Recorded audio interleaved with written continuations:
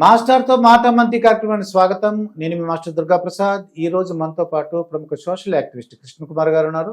నమస్కారం మేడం. నమస్తే అండి. మనకి సుప్రీంకోర్టు ఒక నిర్ణయం ప్రకటించిందండి. ఒక కమిటీ ఈ కల్తీ లడ్డు గురించి ఒక కమిటీ నిర్ణయించింది. దీనిని ఎవరు విజయంగా మనం భావించవచ్చు? వైసీపీ వాడు అంటారంటే ఇది చంద్రబాబు నాయుడికి చెంపపెట్టు అని అంటున్నారండి. అసలు సమస్యను లేవదీసిందే చంద్రబాబు నాయుడు వాళ్ళు అయితే చెంపపెట్టి ఎలా అవుతుంది?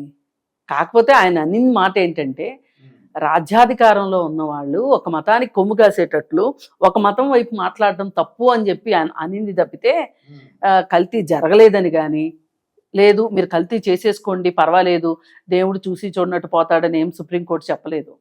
కల్తీ సంగతి నిగ్గు తేలుద్దాము కానీ మీరు మటుకు ఒక మతం వైపు మాట్లాడకండి రాజ్యాధికారంలో ఉన్నవాళ్ళు అని. అయితే అసలు నిజానికి ఈ మాట అనవలసింది ఎవరినంటే పవన్ కళ్యాణ్ని అనాలి లెక్క అయితే. కాకపోతే ముఖ్యమంత్రిగా ఈయన ఉన్నారు కాబట్టి ఈయన అన్నారు. అప్పుడు దీన్ని బట్టి ఈ తీర్పును బట్టి అంటే ఈ వ్యాఖ్యానం చేసిన దాన్ని బట్టి ఏం చేయాలంటే చంద్రబాబు నాయుడు గారు ఎవరైనా సరే తన కూటమిలో వాళ్ళు కానివ్వండి ఎవరైనా సరే దేవుడి పేరు చెప్పి కానీ మతాన్ని రాజకీయాలకి ముడిపెట్టద్దు. మతం వేరు రాజకీయం వేరు. మతం అనేది పూర్తిగా వ్యక్తిగతం. అందరినీ ఒకటే అని మాట్లాడడానికి వీల్లేదు. ఇప్పుడు చాలామంది మేము హిందూ మతం కోసమే పుట్టాము మొత్తం. ఇప్పుడు మొన్న చూడండి అతను ఎవరు సినిమా యాక్టరు మంచు విష్ణు ఒక ప్రమాదకరమైన డైలాగ్ ఒకటి వేశాడు. ఏంటంటే ప్రకాష్ రాజ్ని ఇప్పటికీ గోవిందా అనిపించగలిగాము, నేను జై శ్రీరామ్ అని కూడా అనిపిస్తాను అని చెప్పి అన్నాడు. చాలా తప్పు ఈ మాట. నీకేమి రైట్ ఉంది జై శ్రీరామ అనిపించాలని? నీకు హక్కు లేదు. అది ప్రకాష్ రాజు గారి ఇష్టం. ఆయన ఏ మతంలో ఉండాలి అసలు ఏ మతాన్నైనా వద్దు అనుకునే హక్కు. మతం అనేది మతానికి సంబంధించి వ్యక్తిగత స్వేచ్ఛకు సంబంధించిన విషయం.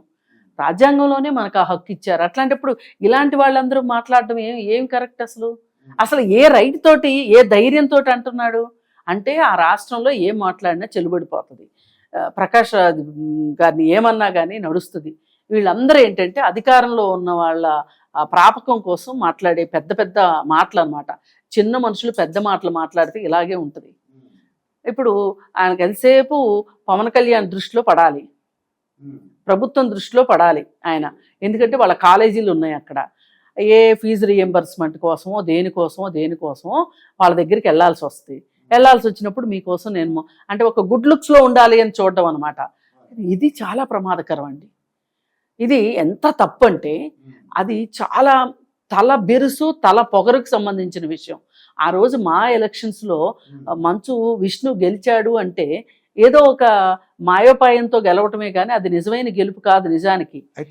అసలు ఒకటండి, ప్రకాష్ రాజ్ ముందు ఇతను అభ్యర్థిగా కూడా ఆనే మనిషి కాదు. అలాంటిది గెలిచాడు. సరే రకరకాల పేర్లు చెప్పి గెలిచాడు, అది వేరే విషయం అనుకోండి. సుప్రీంకోర్టు ఏమంటదంటే ఒక కమిటీ వేసిందండి. అంటే ఇప్పుడు సుప్రీంకోర్టు అన్న మాట ఇది రాజ్యాధికారంలో ఉన్న వాళ్ళకే కాదు ఏ అధికారంలో ఉన్న వాళ్ళకైనా వర్తిస్తుందని చెప్పదలుచుకున్నాను నేను. ఆడ సినిమా వాడన్నా అవనివ్వండి, ఇంకోటి అవనివ్వండి, దైవదూత అయినా అవనివ్వండి, హిందూ మతానికి దైవదూత అయినా సరే నేను అందరినీ హిందూ మతంలో చేరుస్తాను అని అంటే కుదరదు ఇది. అయితే ఇప్పుడు కమిటీ వేశారు వాళ్ళు. ఈ కమిటీ వేయడం వల్ల మనం పూర్తిగా సామాన్య పౌరులు ఎవరైనా సరే ఆహ్వానిద్దాం కూడా. ఎందుకంటే ఇన్నాళ్ళు ఎవ్వరు ఏం మాట్లాడేవాళ్ళు లేక ఎవరిష్టం వచ్చినట్టు నాదుడు నెయ్యంలాగా చేశారు, ఎవరికి నచ్చినట్లు వాళ్ళు చేశారు. ఇప్పుడు ఒక ట్యాంకర్ ఒక చోట నుంచి బయలుదేరింది అంటే నిండా 500 కిలోమీటర్లు లేని దానికి 8 రోజులు తీసుకున్నారు. ఇవాళ వచ్చింది కదా సోషల్ మీడియాలో వచ్చింది వార్త. ఒక తారీఖును బయలుదేరి ఇంకొక తారీఖుకి జస్ట్ 2 రోజుల్లో రావాల్సిన వెహికల్ 8 రోజుల తర్వాత తిరుపతికి వచ్చింది. అంటే ఎక్కడెక్కడ కల్తీ చేసుకుని వచ్చింది? ఇప్పుడు వాళ్ళు ఏం చెప్తారు? మా దగ్గర నుంచి మంచి నెయ్యి వచ్చిందని వాళ్ళు చెప్తారు, ఏఆర్ కంపెనీ వాళ్ళు చెప్తారు. ఇదేమో ఆ ఇల్లు తిరిగి అక్కడ కొంచెం మంచి నెయ్యి తీసుకొని వేసేసి ఏదో ఇప్పుడు ఏమీ చేయకపోతే మీకు 8 రోజులు ఎందుకు పడుతుంది? ఇట్లాంటివన్నీ ఇప్పుడు ఒక దారిన పడటానికి ఒక గాడిని పడటానికి ఈ కమిటీ చాలా అవసరం. ఎన్నాళ్ళు అడిగేవాళ్ళు లేకుండా ఎవరికి ఇష్టం వచ్చినట్టు వాళ్ళు చేశారు. అండ్ వైసీపీ వాళ్ళు ఏమంటారంటే ఇది ఒక చంపు పెట్టేటట్టు కాదు వాళ్ళు ఏంటంటే ఎప్పుడు కూడా రివర్స్ గేర్ లో వెళ్ళడం అవసరం వాళ్ళకి. వాళ్ళ బుద్ధే రివర్స్ టెండరింగ్ బుద్ధి కదా, అందుకని వాళ్ళు ఎప్పుడు రివర్స్ గేర్ లోనే వెళ్తుంటారు. అసలు వాళ్ళకి చెంపదెబ్బ అయితే ఎవరన్నా అంటారేమోనని ఇప్పుడు దొంగే దొంగ దొంగ అని అరిసినట్టు వైసీపీ వాళ్ళ మాటలు ఇంక మనకు తెలియదు ఏముంది, కొత్త ఏముంది. అందుకని ఏంటంటే అది వాళ్ళకే ఇప్పుడు మెడకు చుట్టుకుంటది. ఈ కమిటీ పాత నిర్ణయాలను కనుక ఏమైనా తోడింది అనుకోండి, గత 2 సంవత్సరాలు తీయండి అన్నారనుకోండి, వీళ్ళ బండారం కాస్త బయటపడుతుంది. కాకపోతే ఈ బండారం బయటపడే లోపు జగన్మోహన్ రెడ్డి ఏమి నమ్మించాలని చూస్తాడు జనాల్ని.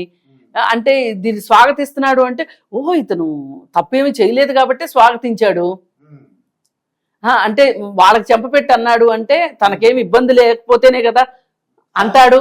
ఓకే, మనల్ని అందులో ఉంచాలని, ఆ ఉద్దేశంలో మనల్ని ఉంచాలని ఓ రేపు కమిటీలో వేసి ఆ కమిటీలో వచ్చి వాళ్ళు మంచి చెడు తేల్చి అప్పటికి రాజెవడో రెడ్డి ఎవడో, అప్పటికి ఇంకే విషయాలు వస్తాయో, అసలు ఈ విషయం జనాలకు గుర్తుంటుందో ఉండదో అనుకున్నాడు.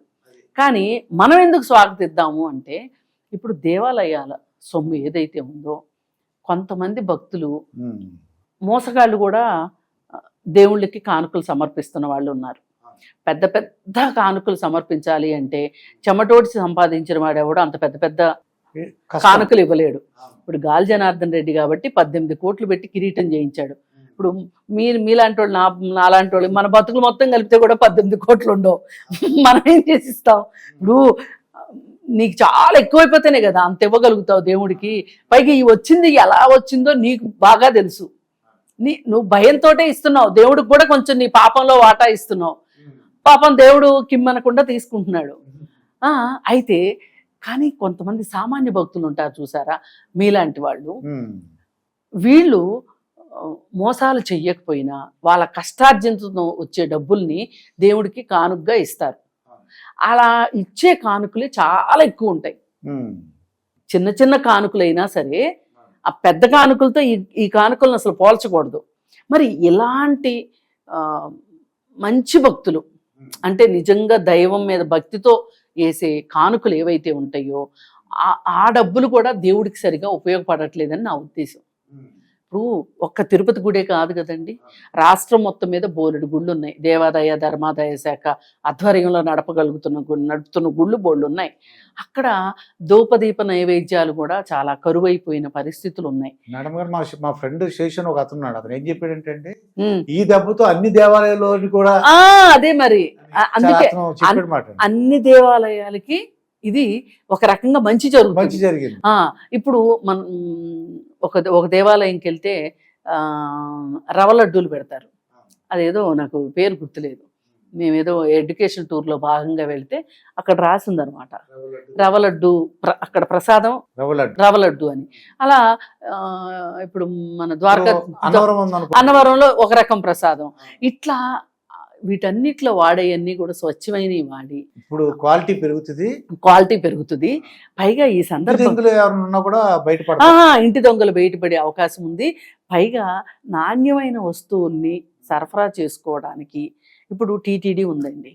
టీటీడీ దగ్గర ముబ్బడిగా డబ్బులు ఉన్నాయి. పాపపు డబ్బులు, పుణ్యం డబ్బులు తర్వాత విషయం ఉన్నాయి.